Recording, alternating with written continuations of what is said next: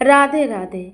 एक बार फिर से मेरे YouTube चैनल पे आप सभी का बहुत ज़्यादा स्वागत है।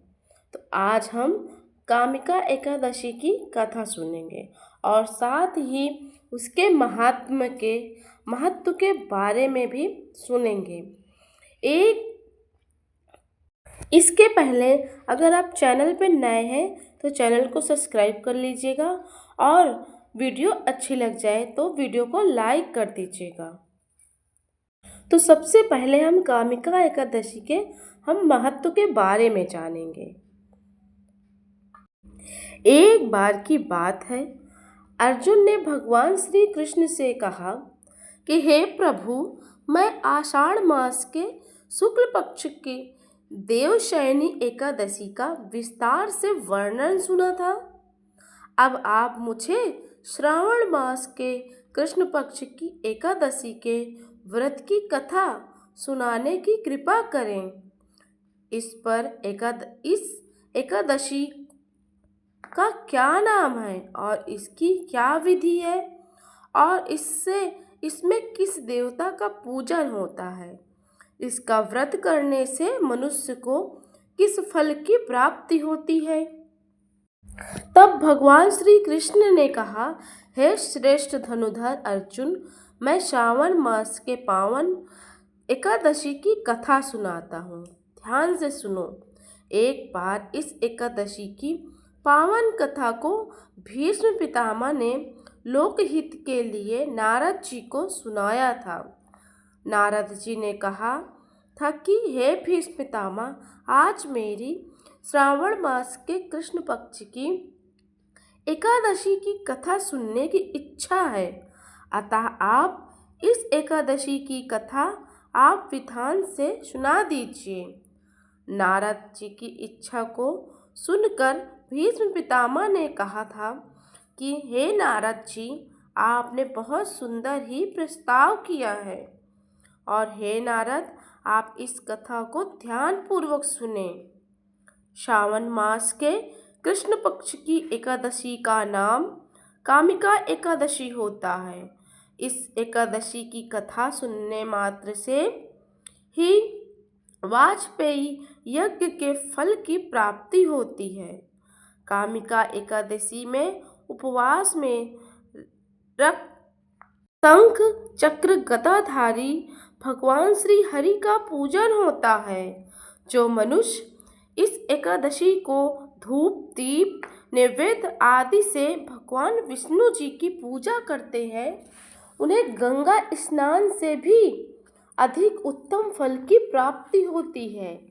सूर्य ग्रहण और चंद्र ग्रहण में केदार और कुरुक्षेत्र में स्नान करने से जिस पुण्य की प्राप्ति होती है, वह पुण्य कामिका एकादशी के दिन भगवान विष्णु की विधि पूर्वक पूजा करने से प्राप्त हो जाता है।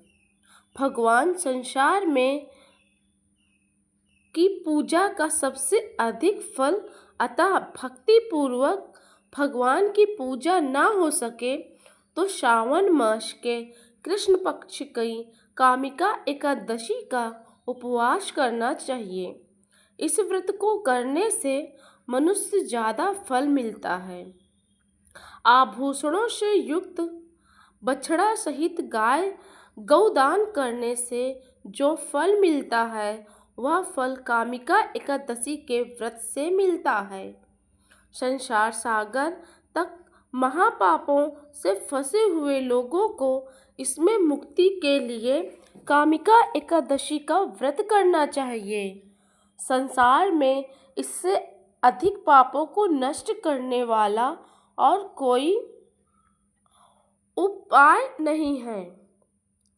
अध्यात्म विद्या से जो फल प्राप्त होता है, उससे अधिक फल कामिका एकादशी का व्रत करने से फल मिल जाता है।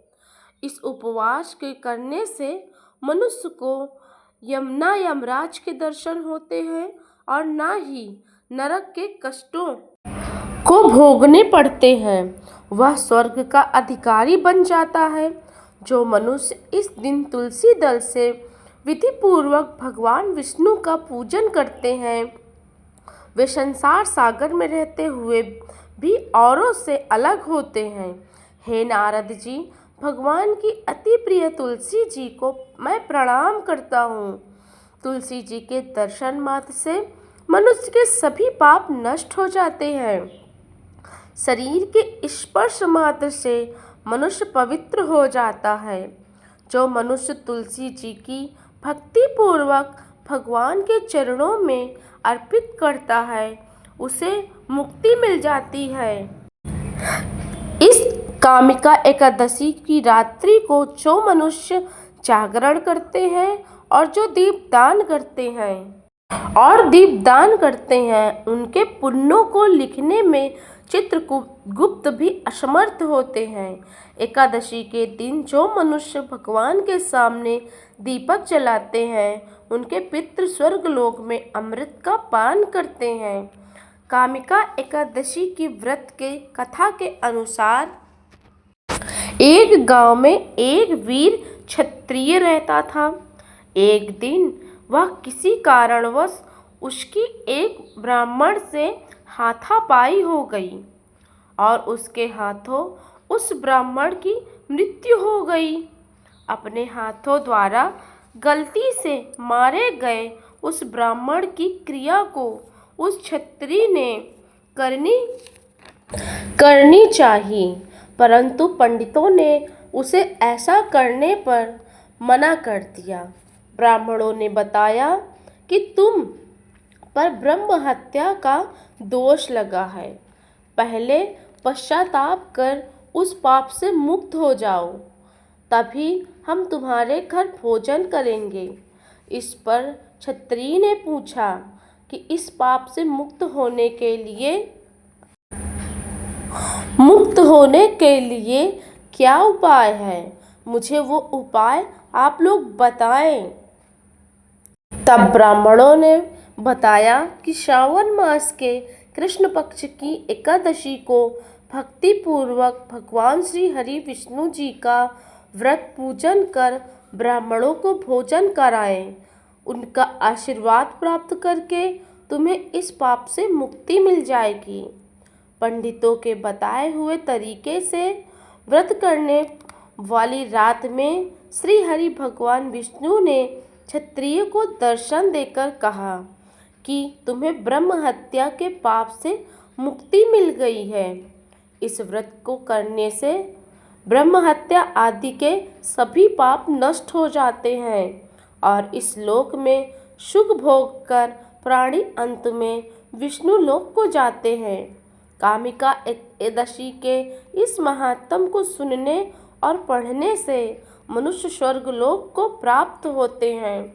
तो ये थी कामिका एकादशी की व्रत कथा।